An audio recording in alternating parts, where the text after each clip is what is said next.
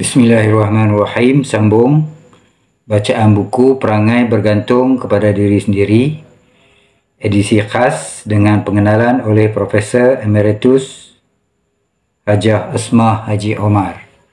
Buku karya Pendeta Zakbar sebagai satu nasihat kepada orang-orang Melayu.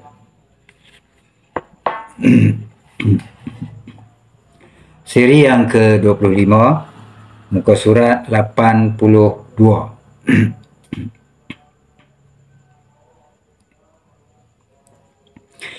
Tingkatan-tingkatan kejahatan yang dilarang. Sekarang kita periksa pula dengan ringkas tingkat-tingkat kejahatan yang 3 yang mengumpul segala jenis kerja kejahatan itu. Penerangan yang telah diberi bagi peringkat kerja berbuat baik tadi adalah merupakan pihak positif, iaitu pihak suruh atau dorongan dalam perkara kemajuan dan perkembangan budi mulia manusia. Maka tiap-tiap ada pihak positif, tetaplah mesti ada pihak negatifnya, iaitu pihak tengah atau larangan, tegah atau larangan, yang bertimbal dengan pihak positif itu. Adapun pihak negatif dalam soal ini bukanlah mencogankan kemajuan dan kejayaan, tetapi sebaliknya kerosakan dan kebinasaan jika tidak diendahkan dan ditaati larangan itu. Maka ini adalah digambarkan dalam 3 tingkat kejahatan yang terkandung sepenuh-penuh isinya dalam 3 patah perkataan, iaitu al-fahsya, al-munkar dan al-baghi. Dalam ayat baik jahat yang kita periksa ini, ayat 90 surah An-Naf, huraian mengenai al-fahsya. Perkataan fahsya itu ialah batu daripada beberapa pecahan yang terpecah daripada kata perbuatan. Fahusha yafushu, dan maknanya berlaku melampau sangat, terkeluar daripada batas sempadan yang patut, berkeadaan tidak dipelihara dalam had-had sopan dan sederhana, bersifat tidak patut pada timbangan akal. Juga maknanya berlaku tak malu, kotor, cemar, carut, lucah, lacur. Jika dikatakan afhasya, artinya menggunakan bahasa kotor atau mencarut, melakukan kejahatan besar, berlaku kedekut dan tamak akan harta dunia. Jika fuhshi,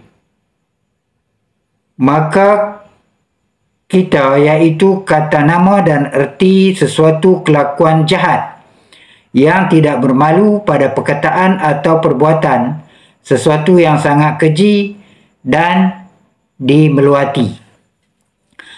Demikianlah ada beberapa pecahan lain lagi sebagai kata nama atau kata perbuatan. Tiap-tiap satunya membawa makna yang berbeza-beza serta sedikit antara satu dengan lainnya.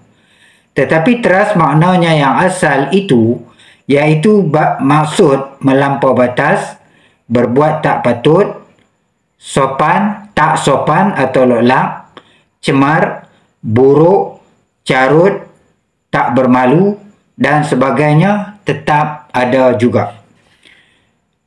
Maka fahsya adalah satu daripada pecahan yang jadi kata nama, dan dikatakan juga fahisyah jika bilangan banyak. Fawahish, kedua-dua perkataan fahsya dan fahisyah itu sama-sama membawa makna-makna ini lebih kurang.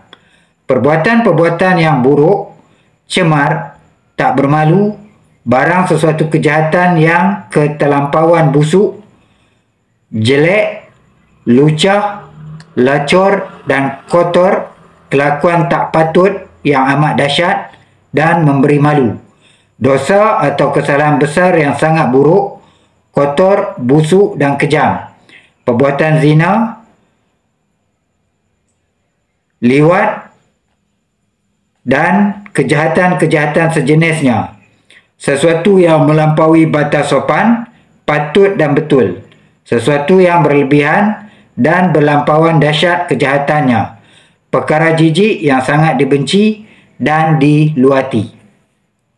Hanya fahsya selain daripada makna-makna tersebut itu, ada pula satu makna lagi yang tidak ada dalam perkataan fahisyah, iaitu makna ketamakan harta, kedekut membayar seperti membayar zakat atau membayar hutang umpamanya.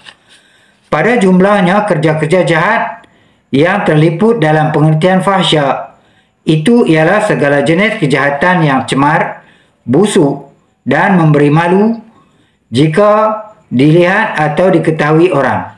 Sebab itu selalunya disembunyikan dia daripada pengetahuan orang dan hanya diketahui oleh orang yang melakukannya itu sahaja. Maka apabila terbuka rahsianya itu, barulah dirasa dahsyatnya dan jeleknya oleh sekalian yang mendengar. Inilah tingkat yang pertama daripada kejahatan-kejahatan yang dilarang itu, iaitu pada mula-mula terhad mudaratnya kepada diri orang yang membuatnya itu sahaja. Al-Munkar. Perkataan mungkar ini pula ialah pecahan nama kena buat dari perkataan angkara yungkiru, iaitu kata perbuatan yang artinya bertindak, menidakkan, tiada mengaku, tidak mahu mengaku, tidak mengikut kata, dan mungkar itu pula bilangan yang banyak mungkarat sahaja. Berarti pada asalnya sesuatu yang tiada diakui, tidak diterima, tidak diaku kenal, tiada dipandang atau tidak diindah pun.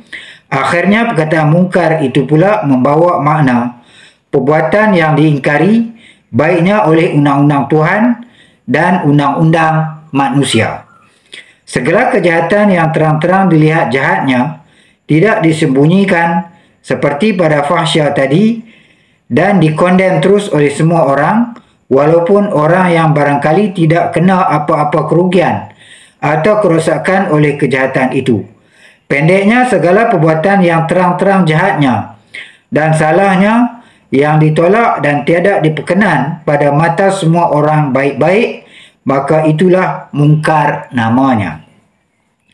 Jadi nyatalah bukan sedikit jenis perbuatan jahat yang termasuk dalam tingkatan mungkar ini, yang semuanya tidak terhad, diketahui berlaku oleh diri orang yang mengerjakan itu sahaja.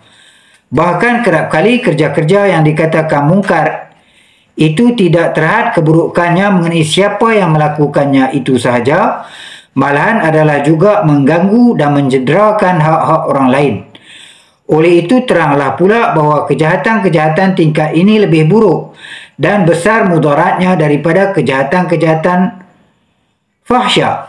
Yang demikian memang sangat layaknya telah dikira akan dia sebagai tingkat yang kedua dalam susunan darjat kejahatan. Dalam pada itu, segala kerja kejahatan tingkat fahsya itu pun sememangnya akan termasuk dalam tingkat mungkar, jika ini juga apabila terlepas ia dari lindungan kerahsiaannya. Sekian. Selepas ini kita akan masuk dalam tajuk kecil dalam 3 perkara, iaitu perkara Al-Bari. Kita sampaikan bacaan Al-Fatihah kepada almarhum Pendeta Za'bah. Al-Fatihah. A'udzubillahi minasyaitanir rajim.